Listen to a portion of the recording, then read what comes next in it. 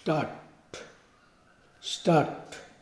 Sir, this entire discussion has been initiated by the finance minister. He feels somewhat optimistic about the economic situation. I confess that this is the one point on which I must disagree. The situation today is something that causes much concern. There is rising unemployment. The prices are also rising. Finance minister feels that there is justification for viewing the situation hopefully because he thinks that the infrastructure are performing very well. I do not understand on what basis he has come to this conclusion. He says that the power generation is more satisfactory than last year. But should he be satisfied with power generation of 50%? Should the efficiency not be very much greater? There is no reason why the power stations should not be operating more efficiently, and unless you insist upon it, you cannot obtain a requisite degree of improvement in efficiency. But in any case, to be complacent and say that the infrastructure is performing well is very strange. Similarly, in the case of coal, you put enormous sums of money in an industry which is also the next basic industry. The results are unsatisfactory. The production remains as unsatisfactory as ever, while the costs are increasing. When he says the price situation is under control, I do not know on what basis the price situation is said to be under control. I am sorry that he places too much reliance upon statistics. The interpretation of statistics is important and they are capable of being manipulated in any manner as one would like in order to produce conclusion that one desires. Statistics are undoubtedly necessary. They have to be collected, but we have to judge them, we have to interpret them very carefully. I would say then, when the finance minister forms the conclusion in regard to price situation, he should ask the housewives and see what they have to think about the price situation. Inflation is really increasing, rising very seriously. Every household is deeply disturbed.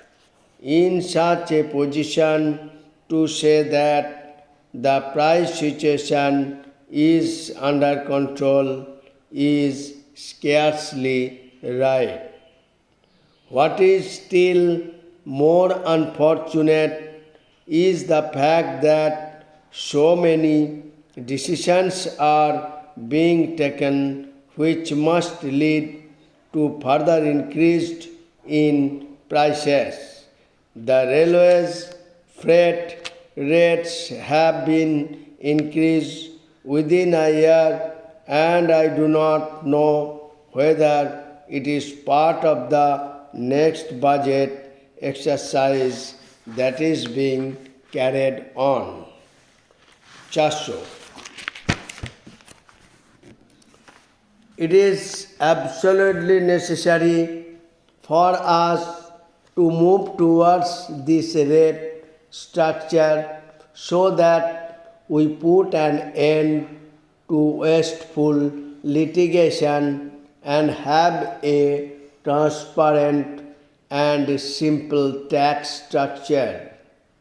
It was not possible in the time available to me in preparing this budget to achieve this goal in the current year.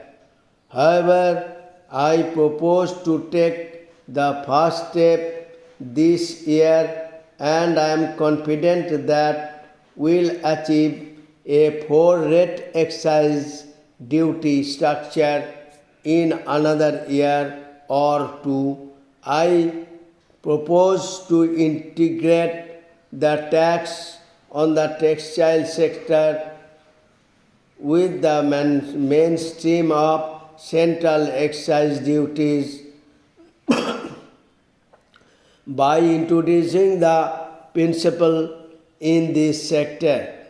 Honorable members are aware that the present excise duties are levied at the fiber and yarn stage, and there is only an additional excise duty in lieu of sales tax on fabrics.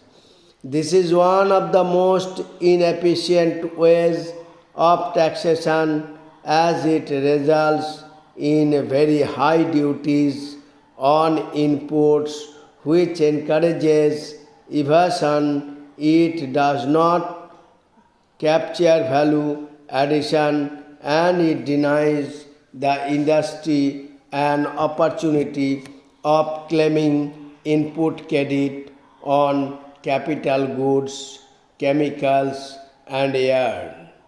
While modernization of other industries is taking place speedily, our textile industry has not been able to participate fully in this process because of this lopsided tax structure. I therefore make the following proposals. I propose to reduce the excise duty on yarn in the case of polyester filament yarn from the current level of 50% to 40% and unify the rate on other yarn at 20%, except nylon filament yarn and cotton yarn, for which the present rates of 30% and 5% respectively will be retained. In order to provide principle for the textile sector, I propose to impose a basic excise duty of 5% on cotton fabrics and 10% on other fabrics, which will be collected at the processed fabric stage. It is needless today for anyone to argue about the crucial role of science and technology in the development of national resources, without which the problem of poverty can never be successfully tackled.